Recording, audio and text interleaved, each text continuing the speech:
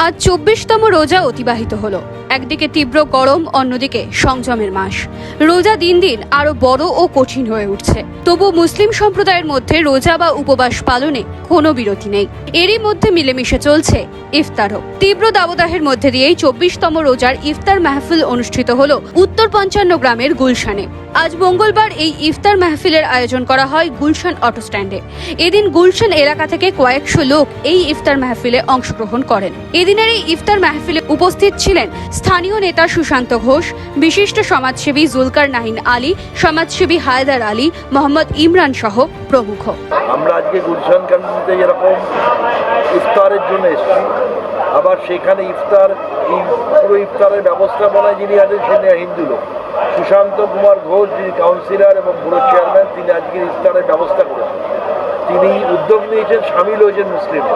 তো এটা আমাদের পরম্পরা এবং মনে রাখতে হবে যে পশ্চিমবাংলায় এই ধরনের আমাদের যখন আবার দুর্গা উৎসব হয় তখন আজকে যারা ইফতারে সামিল হয়েছেন তারা আবার দুর্গা পুজোতে সামিল হয়। তাই এটাই আমাদের পরম্পরা। আমরা সকলকে মিলে একসঙ্গে চলতে চাই। সকলকে খুশির ঈদের আমরা শুভকামনা করি, শুভেচ্ছা জানাই। ইফতার পার্টি রয়েছে, আপনি যদি এই জায়গাটা এখান থেকে বার্তাটাকে কিভাবে পৌঁছে দিচ্ছেন সাধারণ মানুষের কাছে? এই বার্তা আমরা পৌঁছানোর কেউ না। এই বার্তা যবে থেকে বাংলার জন্ম তবে থেকে হিন্দু মুসলিম পারস্পরিক সৌহার্দ্যের বিনিময়ে চলা পথ চলে। হ্যাঁ, মাঝখানে কিছু সাম্প্রদায়িক শক্তি চেষ্টা করেছিল এটাকে নষ্ট করবার, কিন্তু বাংলার মানুষ আবার ঐক্যবদ্ধভাবে প্রমাণ করে দিয়েছে যে বাংলার মাটিতে সাম্প্রদায়িকতার কোনো স্থান নেই। এখানে হিন্দু মুসলিমের যে পরম্পরা একসঙ্গে চলার, একসঙ্গে থাকার, সেটা আগামী কয়েকশো বছর ধরে চলবে। মানুষের কাছে এই বার্তাটাই সারাক্ষণ ধরে পৌঁছে দিচ্ছে। আমার দলের নেত্রীও বলছেন যে ধর্ম যার যার, উৎসব সবার। আমরা সেই আজকে উৎসবে সামিল হতে এসেছি।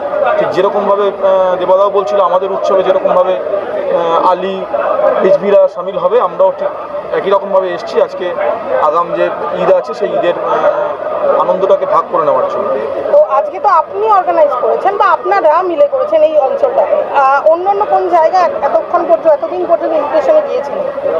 এরকম কয়েকটা জায়গা যাওয়া গেছে, এমন ১০৭ নম্বর ওয়ার্ডে কয়েকটা জায়গায় হয়েছে। দেবাদা অনেক জায়গায় গেছে এমএলএ হিসাবে। এইটা আমরা অর্গানাইজ করিনি, এটা আমরা গুলশান অর্গানাইজ করেছি। গুলশানের সমস্ত ভাই বোনরা মিলে এটা অর্গানাইজ করেছে এবং আমার কমিটমেন্ট ছিল একটা, যে গুলশানে গুল জরুর খিলবে। আমরা শুরু করেছি সেটা। আগামী দিনে আমরা ঈদ মিলন উৎসব করব। আগামীকাল এখান থেকে আমরা এখানকার মায়েদের বস্ত্র দেবো এবং আগামী ৩০ তারিখে আমরা চশমা দেবো গরিব মানুষদের ঈদের আগে। এই খুশিগুলো ঈদের আগে আমরা বাড়তে চাই এবং আমরা মনে করছি এটা আমাদের দায়িত্ব এবং কর্তব্য।